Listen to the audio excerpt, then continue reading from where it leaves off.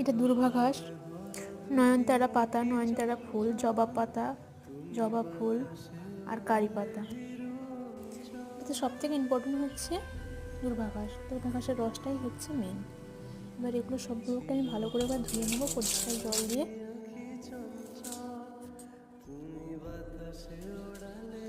এগুলো সবগুলোকে একটু ভালো করে ধুয়ে নিয়ে ছেঁকে নিয়ে আমি একটা মিক্সার গ্রাইন্ডারে নিয়ে নেবো। দিয়ে মিক্সার গ্রাইন্ডারে দিয়ে আমি ভালো করে একদম পেস্ট করে নেবো। পেস্টটা দেখবে বন্ধুরা পুরো একদম কালো হয়ে গেছে। এটা চুলের মানে কালো রঙ করতে খুব ভালো সাহায্য করে, এছাড়া চুলটাকে সিল্কি করতে এবং দুর্বা ঘাস চুল পড়া বন্ধ করতে খুব খুব হেল্প করে। এবার চা পাতার একটু রস নিয়েছি, চা পাতাকে ভিজিয়ে নিয়েছি, ভিজিয়ে জলটা দিয়ে ওই আমার বেটে রাখা পেস্টটাকে ওটাকে একটু ভালো করে ছেঁকে নেব। ছেঁকে নিয়ে ভালো করে চুলের গোড়ায় গোড়ায় ভালো করে মাখিয়ে 45 মিনিট রেখে শ্যাম্পু করে ধুয়ে নেব।